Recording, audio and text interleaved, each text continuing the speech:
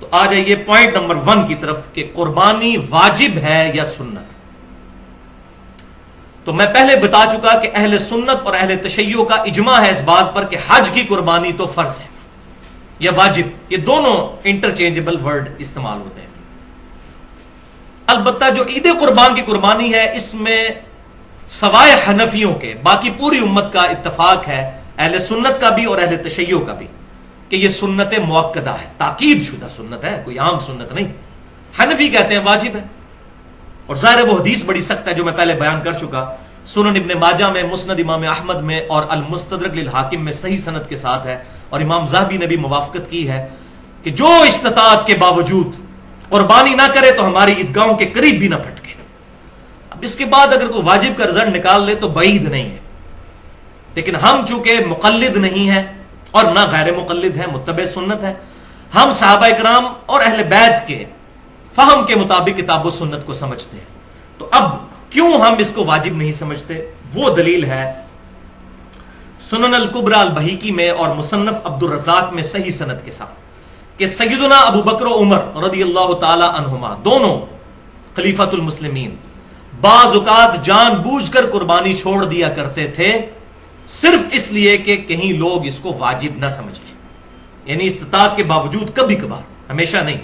اور سنت موقدہ کی تعریف بھی یہی ہے کہ ہمیشہ چھوڑنے والا جو ہے وہ گناہگار ہوگا, کبھی کبھار چھوڑنے والا گناہگار نہیں.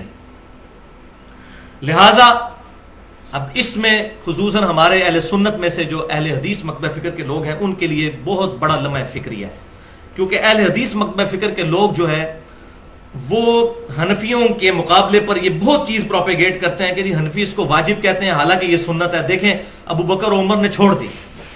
اب اگر ہم چند فینیٹکس قسم کے اہل حدیث علماء والا فتویٰ لگائیں کہ آپ حدیث کو چھوڑ کے ابو بکر و عمر کے پیچھے لگے ہوئے ہیں, جو یہ اکثر کہہ دیتے ہیں جب ہم ان کو کوئی صحابی کا قول بتاتے ہیں تو کہتے ہیں جی حدیث دیکھیں آپ ابو بکر و عمر کے پیچھے چل پڑے.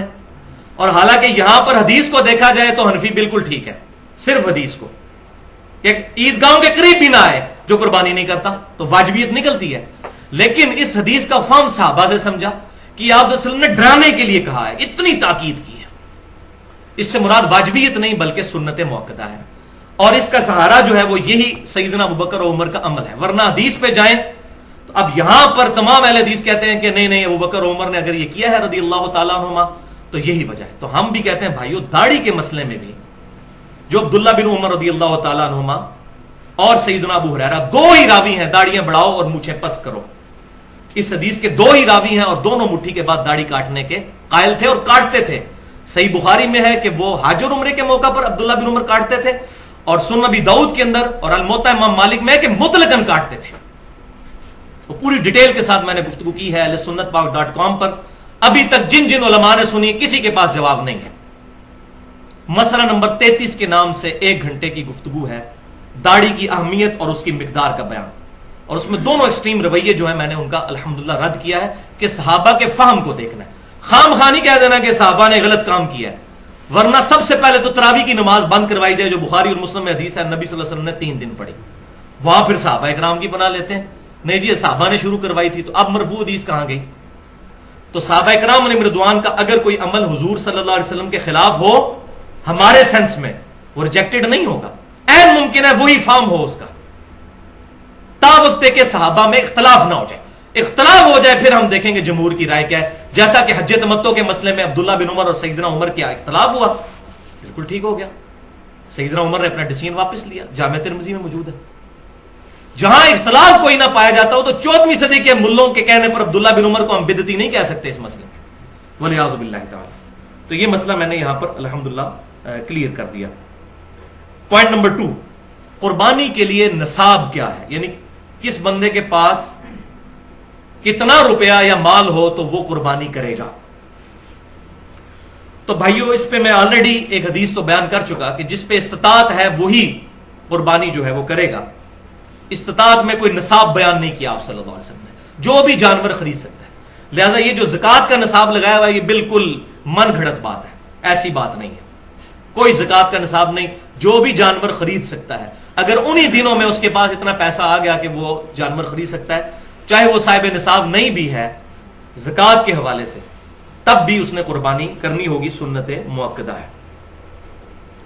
اب یہاں پر بعض لوگوں نے آج کل بڑے مجھے فون بھی آ رہے ہوتے ہیں، جی جناب ہم تو مقروض ہیں، تو سنا ہے کہ مقروض کے اوپر جو ہے وہ قربانی نہیں ہے۔ بھائی دنیا میں کون سا بندہ ہے جو مقروض نہیں ہے؟ آپ نے جو کمیٹیاں ڈالی ہوتی ہیں لاکھ لاکھ 2-2 لاکھ کی، تو مقروض ہی تو ہوتے ہیں۔ تیسری کمیٹی لے کر بیٹھ جاتے ہیں، ابھی پیچھے 15 کمیٹیاں باقی ہوتی ہیں، تو قرض ہوتا ہے آپ پر۔ اس حساب سے تو دنیا میں کسی پر بھی قربانی نہیں بنے گی۔ یہ مقروض شروع والی یہ سب من گھڑت اور فراڈ والی باتیں ہیں، کوئی ایسی بات نہیں ہے۔ قرضہ تو ہر بندے پر ہے۔ اور دوسری طرف حال یہ ہے کہ اگر سالی کی شادی آ جائے تو قرضہ بھی اٹھا کر جو ہے وہ بیوی بچوں کو کپڑے اور جوتیاں لے کر دیں گے، اور کوئی سرمنی آ جائے سارے کام کریں گے، لیکن قربانی میں جی میں تو مقروض ہوں۔ تو قرض بھی اگر اٹھانا پڑتا ہے کسی بندے کو، قربانی کرے وہ، اگر وہ سمجھتا ہے کہ میں اتار سکتا ہوں۔ قرض تو ہم سب اٹھاتے ہیں، جو کمیٹی ڈالی ہوتی ہے قرض ہی تو اٹھایا ہوتا ہے، ہمیں پتا ہوتا ہے کہ ہم آہستہ آہستہ کر کے لوٹا دیں گے۔ تو اگر آپ کو قرض ملتا ہے تو ضرور قربانی کریں، کیونکہ وعید اس معاملے میں بہت سخت ہے۔ لیکن اگر کوئی بیچارہ بہت ہی مفلس ہے اور نہیں کر سکتا بیچارہ، تو وہ میں پہلے حدیث بتا چکا، سنن نبی داؤد، سنن نسائی اور المستدرک الحاکم میں صحیح سند کے ساتھ ہے، اور امام ذہبی نے بھی موافقت کی ہے کہ آپ صلی اللہ علیہ وسلم نے فرمایا کہ جس میں استطاعت نہیں ہے وہ پھر عید والے دن اپنے ناخن کاٹ لے اور بغلوں کے بال اور زیر ناف بال صاف کر لے۔ اور اس میں امپلائڈ ہے کہ پھر وہ یکم ذی الحجہ سے لے کر قربانی تک، قربانی کے دن تک، عید کی نماز تک یہ بال نہیں کاٹے گا، تو اللہ تعالیٰ اسے پوری قربانی کا ثواب انشاءاللہ عطا فرما دے گا۔ پوائنٹ نمبر 3 کہ ایک خاندان کے ایک فرد پر قربانی ہے یا سب نے ہی قربانی کرنی ہے؟ یہ بھی آج کل بڑا کریٹیکل ایشو ہے۔ یہ ساروں نے قربانی کرنی ہے؟ ایک خاندان میں جتنے بندے ہیں اور سارے امیر ہیں تو کیا سارے ہی کریں گے؟ تو بہتر تو یہی ہے سارے ہی کریں، جتنا میٹھا ڈالیں گے اتنا ہی بہتر ہے، آخرت کے لیے سیف کریں اس کو، عبادت۔ لیکن دین کی طرف سے اوبلیگیشن ہے کہ ایک خاندان کی طرف سے ایک قربانی ہوگی، ایک خاندان، ایک فیملی۔ اب فیملی یہ نہیں ہے کہ 5 بھائی ایک گھر میں شادی شدہ رہ رہے ہیں تو یہ ایک فیملی ہے، نہیں، ایک شادی شدہ بندہ اور اس کے بچے، یہ ایک فیملی ہے۔ ایک گھر میں اگر 5 بھائی ہیں تو یہ 5 فیملیز ہیں، الگ الگ اپنی قربانی دیں گے۔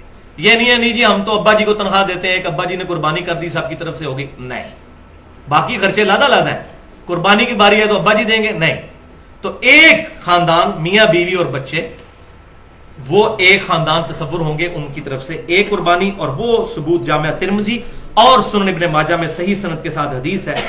عطا بن یسار تابعی کہتے ہیں کہ میں نے سیدنا ابو ایوب انصاری جو نبی صلی اللہ علیہ وسلم کے میزبان تھے ان سے پوچھا کہ آپ صلی اللہ علیہ وسلم کے زمانے مبارک میں آپ لوگ قربانی کس طرح دیا کرتے تھے؟ تو انہوں نے کہا کہ آپ صلی اللہ علیہ وسلم کے مبارک زمانے میں ہم میں سے ہر شخص ایک خاندان کی طرف سے ایک ہی بکری قربان کیا کرتا تھا، اور وہ اس کے اور اس کے گھر والوں کی طرف سے تصور ہوتی تھی۔ لیکن بعد میں پھر صورتحال خراب ہوگی اور لوگ باہم فخر کرنے کے لیے ایک سے زیادہ قربانیاں کرنا شروع کر دیں، جس کا ذکر اگلی حدیث میں موجود ہے، سنن ابن ماجہ میں ہی اور المستدرک للحاکم میں صحیح سند کے ساتھ، اور امام ذہبی نے بھی موافقت کی ہے کہ حذیفہ بن اسید رضی اللہ تعالیٰ عنہ کہتے ہیں کہ میرے گھر والوں نے مجھے اکسایا، حالانکہ میں یہ جانتا تھا کہ سنت یہ ہے کہ پورے گھر کی طرف سے ایک قربانی کی جائے، ایک بکری، لیکن میرے گھر والے مجھے اکساتے ہیں کہ میں زیادہ قربان کروں تاکہ لوگوں میں فخریہ طور پر یہ بات، یہ صحابہ کے زمانے میں یہ کام شروع ہو گیا، کیونکہ امت کا فتنہ تو مال ہے نا۔ تو پھر وہ صحابی کہتے ہیں کہ اب ہم زیادہ قربانیاں کرتے ہیں، اگر نہ کریں تو لوگ ہمیں کہتے ہیں یہ کنجوس ہے، یہ اس زمانے میں بات ہو رہی ہے، کنجوس کہتے ہیں۔ تو یہاں پر یہ بات بھی سمجھ لیجئے کہ جو بیرون ملک لوگ آباد ہیں وہ گھر والوں کو یہاں پیسہ بھیجتے ہیں، تو وہاں ان کو قربانی پھر کرنے کی ضرورت نہیں ہے، بیوی بچے ادھر ہیں، ماں باپ ادھر ہیں، تو وہاں سے پیسے بھجوا دیے تو اس کی طرف سے قربانی ہوگی، وہ خاندان کا سربراہ ہے، یہ نہیں ہے کہ اس نے لادا ادھر قربانی کرنی ہے۔ اسی طریقے سے فطرانے کے پیسے، باقی چیزیں جو ہے وہ یہاں پر اگر کوئی بھجوا دیتا ہے تو یہاں پر دے دیں گے تو ادا ہو جائے گی۔ اس کانٹیکسٹ میں 2 اور احادیث بڑی اہم ہے۔ پہلی حدیث صحیح مسلم کی ہے کہ آپ صلی اللہ علیہ وسلم نے فرمایا جس شخص کا قربانی کا ارادہ ہو تو وہ یکم ذی الحجہ کا چاند نظر آنے سے لے کر قربانی کرنے تک اپنے جسم سے نہ تو بال اکھیڑے اور نہ ہی ناخن۔ اسی لیے ہم نے تمام بھائیوں کو جو ہے وہ یکم ذی الحجہ سے پہلے یہ میسج کر دیا تھا کہ آج جس نے بھی غیر ضروری بال صاف کرنے ہیں یا ناخن صاف کرنے ہیں تو وہ کر لے، ناخن کاٹ لے، کیونکہ اس کی وجہ یہ ہے کہ پھر 10 دن کا گیپ آ جاتا ہے، اس میں کوئی حرج نہیں۔ صحیح مسلم میں حدیث ہے کہ آپ صلی اللہ علیہ وسلم نے زیر ناف بالوں اور ناخنوں کے لیے 40 دن کی مدت مقرر فرمائی ہے. اور اس پہ میری بڑی ایکسکلوسیو گفتگو ہے اپنی نوعیت کی منفرد اہل سنت پاک.com پر مسئلہ نمبر 32 کے نام سے مسلمان مرد و عورت کے بالوں اور دیگر اعضاء کے احکام. اس میں نے ڈیٹیل کے ساتھ یہ ایشوز ایڈریس کیے ہیں الحمدللہ. تو بہرحال یہ صحیح مسلم میں حدیث ہے قربانی کرنے والے کے لیے. اور دوسری حدیث ہے گفٹ، کہ اگر کسی کے پاس قربانی کی استطاعت ہی نہیں ہے، یعنی فائنینشلی وہ سپورٹ نہیں کر سکتی اس کو، وہ قربانی وہ نہیں کر سکتا، تو سنن نبی داؤد میں، سنن نسائی میں اور المستدرک للحاکم میں صحیح سند کے ساتھ یہ حدیث ہے. اور امام ذہبی نے بھی موافقت کی ہے امام حاکم کی، کہ آپ صلی اللہ علیہ وسلم کی خدمت میں ایک صحابی نے عرض کی کہ اللہ کے رسول صلی اللہ علیہ وسلم، میرے پاس ایک دودھ دینے والی بکری ہے، اس کے علاوہ کوئی جانور نہیں، اور نہ میرے پاس اتنی ہمت ہے میں کوئی جانور خرید کے قربان کر سکوں، تو کیا میں اسی کو ذبح کر لوں؟ تو آپ صلی اللہ علیہ وسلم نے فرمایا اس کو ذبح نہ کرو. ظاہر ہے وہ سورس آف ان کے پاس ایک انکم تھا یا ان کے معاملات چلانے کے لیے. تو پھر آپ صلی اللہ علیہ وسلم نے اس صحابی کو ایک نسخہ فرمایا ارشاد، اور فرمایا آپ صلی اللہ علیہ وسلم نے کہ عید والے دن باقی لوگ قربانی کر رہے ہوں گے، تم اپنے ناخن اور زیر ناف بال اور بغلوں کے بال یہ صاف کر لینا، اللہ کے ہاں تمہاری پوری قربانی لکھی جائے گی. اور اس میں یہ بات امپلائڈ ہے اس کے اندر یہ بات صحیح مسلم والی، کہ ایسا شخص بھی پھر یکم ذی الحجہ کا چاند نظر آنے سے لے کر عید قربان تک اپنے بال نہیں اکھیڑے گا اور نہ ناخن کاٹے گا. تو پھر باقی لوگ قربانی کرنے کے بعد بال صاف کریں گے جیسا کہ حاجی کرتے ہیں. اور اس میں حکمت یہ ہے کہ حاجیوں کی یہ نقل اتاری گئی ہے. تو یہ شخص اپنے بال صاف کرے گا، اللہ تعالیٰ پوری قربانی کا ثواب دے گا. اس کو شیخ البانی رحمہ اللہ نے ضعیف کہا اس روایت کو، لیکن جو ذوب وہ بیان کرتے ہیں وہ ذوب ہے نہیں اس کے اندر. الحمدللہ اصول محدثین پر یہ سونے کی مہر صحیح روایت ہے. اور یہ روایت میں نے بتایا سنن نبی داؤد، سنن نسائی اور المستدرک للحاکم میں ہے، اور امام ذہبی نے بھی اس کی موافقت کی ہے اس کی صحت پر.